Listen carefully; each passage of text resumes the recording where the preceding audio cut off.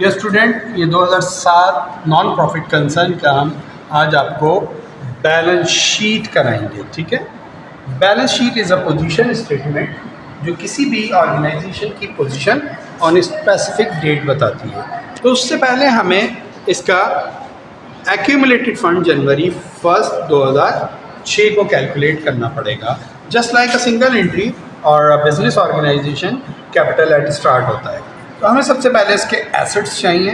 Assets में cash का balance आपको बिगनिंग बैलेंस क्वेश्चन के कैश बुक में गिवन है, डेबिट साइड पे 12,000। इसी तरीके से subscription receivable just like an account receivable जो कि प्रीवियस ईयर का इस साल के बिगनिंग पे मौजूद था, क्वेश्चन में गिवन है 2,000।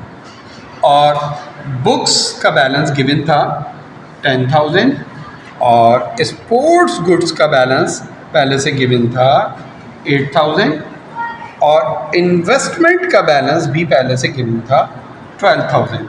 अगर हम इसका सम अप करें 12 + 2 14, 10 24 और 8 32 और 12 44,000 के आपके टोटल एसेट्स हो गए।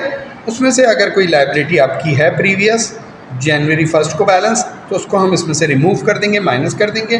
तो इस सवाल में कोई हमारी लायबिलिटी नहीं थी, वो हम अगर रिमूव करते हैं तो उसके बाद हमारा बैलेंस बचता है, वो कहलाएगा एक्यूमुलेटेड फंड या कैपिटल फंड 44,000 जनवरी 1। ठीक है, अब इसके बाद हम आते हैं बैलेंस शीट की तरफ। तो ये बैलेंस शीट हम बना रहे हैं रानीपुर स्पोर्ट्स क्लब की एज ऑन December 31, 2006। तो फर्स्ट हम हेडिंग देंगे एसेट्स और लायबिलिटीज एंड एक्यूमुलेटेड फंड। सबसे पहले हम एसेट्स की बात करते हैं।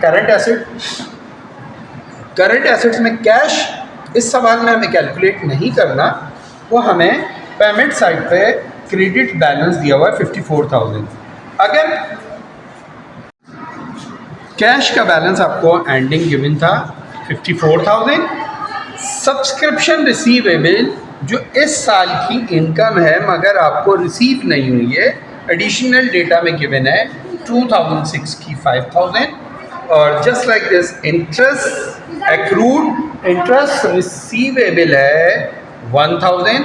अगर हम इसका सम अप कर लें तो ये sum total 60,000 total current assets हो गए। अब नॉन करंट एसेट्स का हमने टोटल करना है। नॉन करंट एसेट्स की हेडिंग देंगे हम इसमें, और नॉन करंट एसेट्स में आपके बुक्स आ गई, बुक्स 26,000, स्पोर्ट्स गुड्स 28,000। मगर ये कैसे आई? जैसे कि हमने देखा बिगनिंग में हमने स्पोर्ट्स गुड बैलेंस था 10,000 और पेमेंट साइड पे 16 की हमने परचेज़ की तो 26 हो गई। इसी तरीके से स्पोर्ट्स गुड्स का पहले बैलेंस था 8,000, पेमेंट साइड पे 20,000 की पेमेंट हुई है जो परचेज़ की हैं तो 28 हो गई।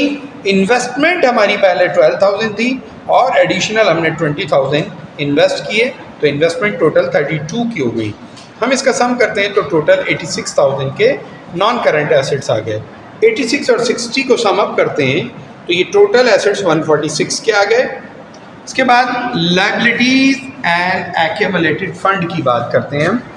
तो सबसे पहले लायबिलिटीज़ में एक अनअर्न्ड सब्सक्रिप्शन है जो कि एडिशनल डेटा में इंफॉर्मेशन गिवन है 2007 की सब्सक्रिप्शन रिसीव की है एडवांस जो अभी अर्न नहीं हुई, this is unearned, this is liability. और एडिशनल सैलरीज पेबल जो अभी पेड नहीं हुई है, एक्सपेंस आउट हो चुकी है, वो लायबिलिटी है सैलरीज पेबल। टोटल लायबिलिटी 5,000 की हो गई। अब एक्यूमुलेटेड फंड की बात करें तो जनवरी 1 को जो हमने कैलकुलेट किया था वो 44 था और हमने इसका इनकम एंड एक्सपेंडिचर अकाउंट बनाया था जिसमें हमारा सरप्लस निकल कर आया था 97,000 का। तो 97 और 44 जब हम प्लस करेंगे तो टोटल एक्यूमुलेटेड फंड आ गया 141। लायबिलिटीज़ 5 प्लस की तो total liabilities and accumulated fund आ गया 146 जो कि इक्वल है हमारे टोटल एसेट्स के। तो ये हमारी बैलेंस शीट इक्वल हो गई। तो जज़ाकल्लाह, जो बात समझ में ना आई हो कमेंट्स में पूछ लें, दुआओं में याद रखें, लाइक सब्सक्राइब।